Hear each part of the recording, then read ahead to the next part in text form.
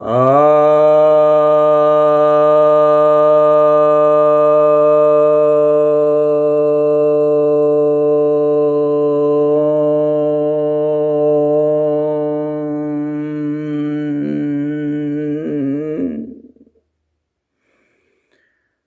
भक्तजनों को सप्रेम नमन। भक्तों, आज मैं आपको भक्ति सूत्र के प्रथम अनुवाक के दूसरे सूत्र की व्याख्या करने जा रहा हूं।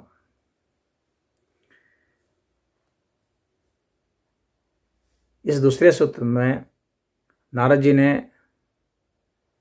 बताया है कि भक्ति क्या है। उन्होंने इसकी परिभाषा दी है। वे कहते हैं, सा त्वास्मिन् परम प्रेम रूपा। बहुत भक्ति की यही खूबी है कि बहुत सरलता से, बहुत छोटे से शब्दों में कह दिया जाता है। तो यह सूत्र कह रहा है कि सा यानी वह भक्ति, उसमें ईश्वर में परम प्रेम रूपा, परम प्रेम करना है।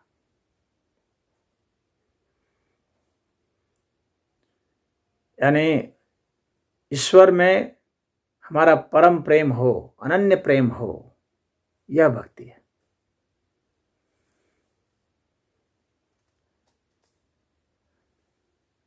अब भक्ति के विषय में, प्रेम के विषय में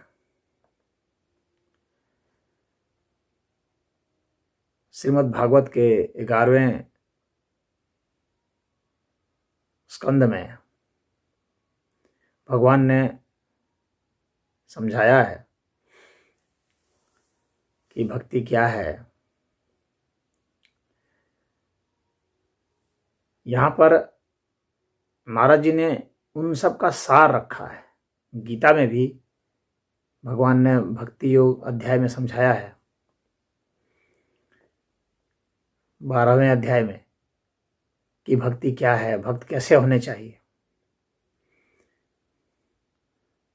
समा शत्रु च मित्रे तथा मान अपमानयोः शीतोष्ण सुख दुःखेषु।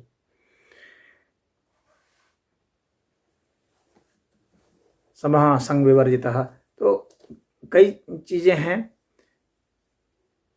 कि समभाव होना चाहिए शत्रु मित्र में, मान अपमान में, और लगाव नहीं होना चाहिए, आसक्ति नहीं होनी चाहिए। और गीता में कहा गया, यो न हृष्यति न द्वेष्टि न शोचति न कांक्षति शुभाशुभ परित्यागी भक्ति मान्यः स मे प्रियः। यानी शुभ अशुभ इन सब में इनको जो परित्याग कर देता है, जो न हर्षित होता है, न उद्विग्न होता है, न किसी से द्वेष करता है, न कुछ इच्छा करता है, इस तरह की कई सारी बातें हैं, बहुत सारी बातें हैं जिसको भिन्न भिन्न अर्थों में समझाया गया कि वो अनिकेतः होना चाहिए वगैरह वगैरह। लेकिन नारद जी ने यहाँ जो बताया है, यही इनका क्लास यही है।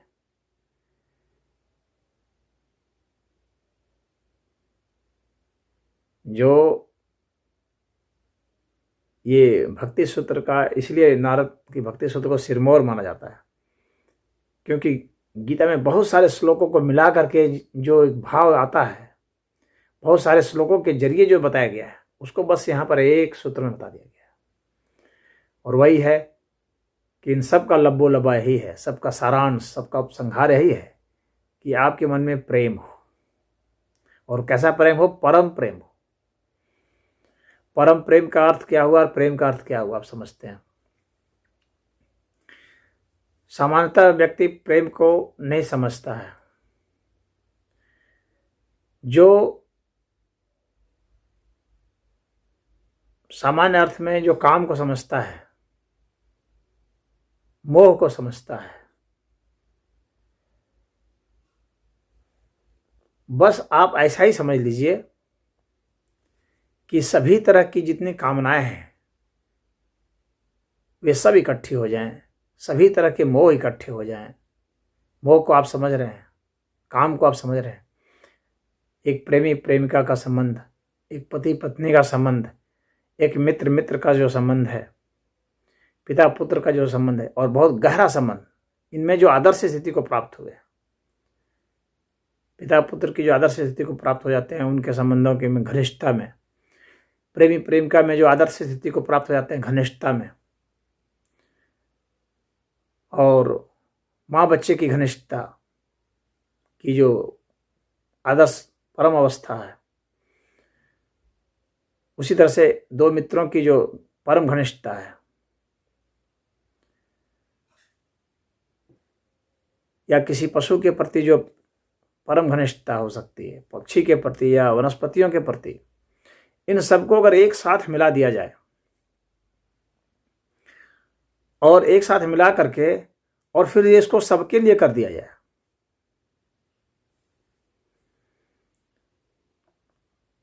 शत्रु मित्र सबके लिए कर दिया जाए, कोई बाकी नहीं रहे। प्रेम में प्रति नहीं होती है।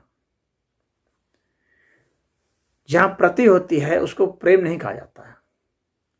हालांकि व्यावहारिक अर्थ में लोग कह देते हैं,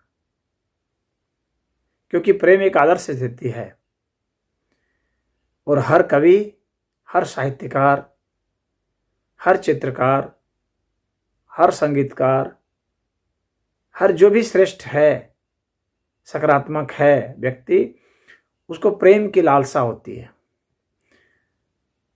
तो जो वह अनुभूत करता है उसी को वह, चूंकि आदर्श प्रेम है, तो उसी को वह प्रेम का शब्द दे देता है। हालांकि वह काम होता है, कामनाएं होती हैं, उसके साथ शर्तें होती हैं, और जहाँ जहाँ शर्तें होती हैं, जैसे मान लीजिए कि लैला मजनू का प्रेम, उदाहरण के लिए, इसमें लैला का प्रेम मजनू के लिए है, मजनू का प्रेम लैला के लिए है, अन्य के लिए नहीं है। यानी शर्त है कि लैला का प्रेम पाने के लिए आपको मजनू होना पड़ेगा और मजनू का प्रेम पाने के लिए आपको लैला होना पड़ेगा, ये शर्त है।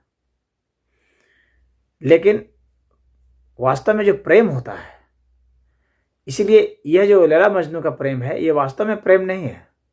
नारद की भाषा में यह क्या है? यह काम है, ये वासना है।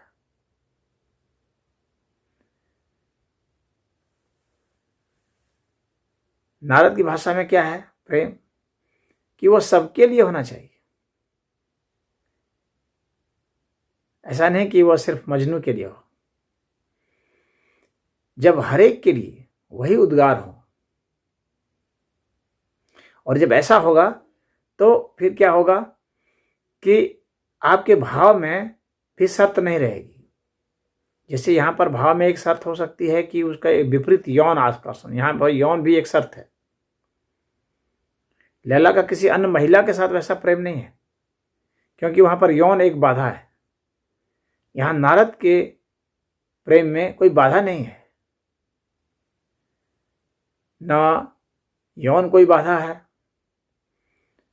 न कोई जाति बाधा है, न कोई वर्ण बाधा है, न कोई उम्र बाधा है, न मनुष्य होना बाधा है,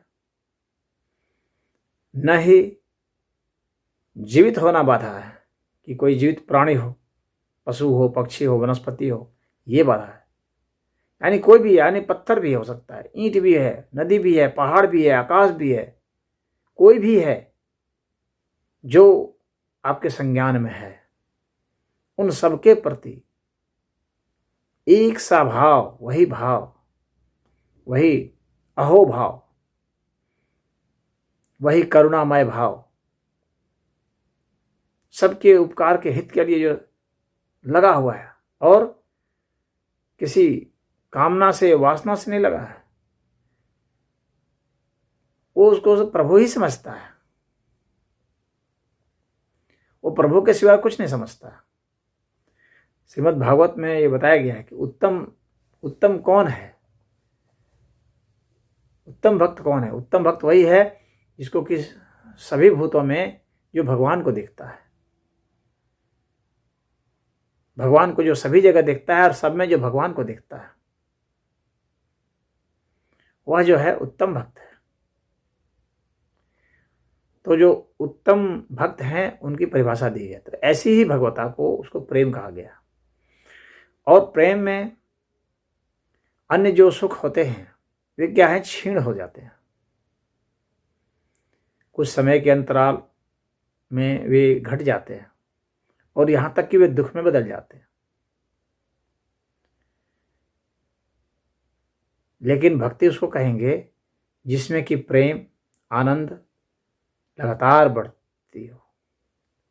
भक्ति भग धातु से है, भग मतलब आनंद, और यह आनंद उत्तरोत्तर बढ़ते जाना चाहिए। कितना तक? परम। परम का मतलब अनंत, उसकी सीमा नहीं आनी चाहिए, उसी को परम कहेंगे। यह नहीं कि एक स्टेज तक पहुंच गया वो, इसीलिए लगातार उत्तरोत्तर भक्ति में प्रेम की वृद्धि होती है, उसकी आनंद की वृद्धि होती है, उसका पूरा शरीर आनंद से भरा होता है, रोआ रोआ आपूरित है आनंद से। तो आनंद से जब आपूरित है तो उससे आनंद ही तो निकलेगा, उस जो जिस चीज से भरा है वही निकलेगा। यदि वह कभी किसी को ताड़ना भी देता है, कभी किसी को डांटता भी है या किसी से असहमति होती है, तो उसमें उसका प्रेम ही होता है, उसमें द्वेष नहीं होता है। तो वह कहते हैं कि वह परम प्रेम है जो कभी नहीं घटेगा, किसी शर्त पर नहीं घटेगा। एक बच्चा कितना भी बिगड़ जाता है, माँ उसे फिर भी चाहती है, उसका प्रेम नहीं घटता है। तो किसी के लिए भी जब ऐसा हो, घटे नहीं, किसी के प्रति राग द्वेष नहीं हो, तब वह परम प्रेम कहलाता है। भक्त दुख की निवृत्ति का कोई प्रयास नहीं करता है। प्रेम उत्पन्न होने से तो दुख अपने आप ही घट जाएगा। वह निषेधात्मक नहीं होता है, विधेयात्मक है। भक्ति के सारे सिद्धांत विधेयात्मक है, निषेधात्मक नहीं है, नकारात्मक नहीं है। मध्यम भक्त उस तरह के होते हैं जो कि ईश्वर के प्रति समर्पित होते हैं, ज्ञान के प्रति भी समर्पित होते हैं, लोगों पर कृपा भी करते हैं। और जो विद्वेषी लोग हैं तो उन पर कृपा नहीं भी कर पाए तो उनकी उपेक्षा कर देते हैं। ऐसे लोग मध्यम भक्त कहलाते हैं। और साधारण भक्त वे होते हैं जो कि भगवान की यानी भगवान के विग्रह की अर्चना वंदना करते हैं, उनकी कथाओं को सुनते हैं, सुनाते हैं, परंतु लोगों की वैसी सेवा नहीं कर पाते। और कहीं ना कहीं उनमें भेद बुद्धि होती है, कहीं ना कहीं कुछ पक्षपात भी होता है, कुछ ना कुछ किसी के प्रति प्रिय अप्रिय संबंध बना लेते हैं और सभी प्राणियों की सेवा में नहीं लगे रहते हैं। बस गए मंदिर में पूजा पाठ किए, अधिक से अधिक अपने गुरु के लिए कुछ किए। तो इस तरह के जो हैं वे साधारण भक्त होते हैं।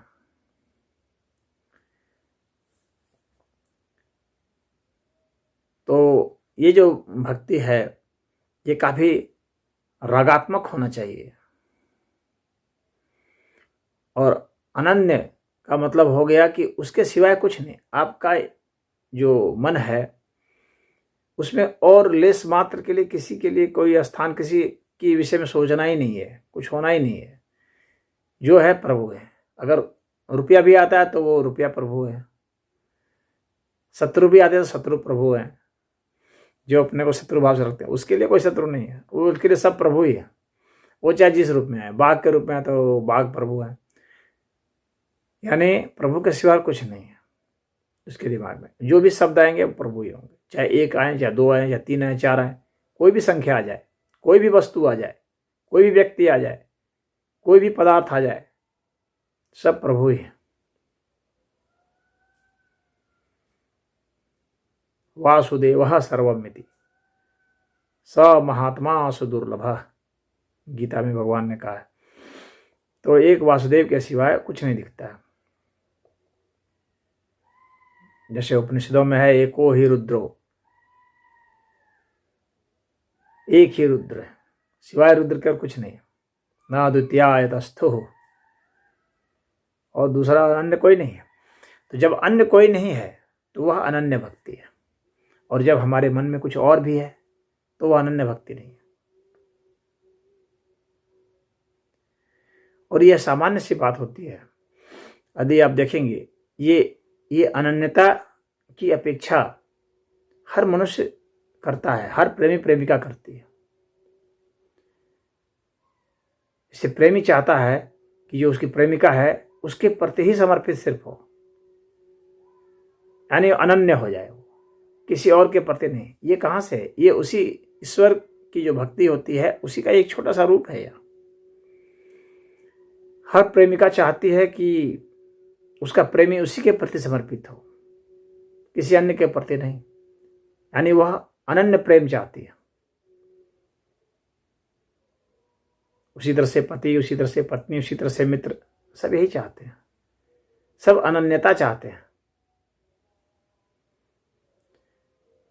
इसको कुछ लोग जो है तानाशाही प्रेम भी कह सकते हैं, क्योंकि जब अनन्यता नहीं रहती है तो उसके भीतर में द्वेष आने लगता है। उसके मन में लगता है कि इसके दिमाग में किसी और के लिए भी जगह है, यानी मेरा जगह कुछ कम हो गया। तो ये जो हमारा अहंकार होता है अपनी छोटी सी जगह बनाने का, यह उसमें बाधा बन जाता है,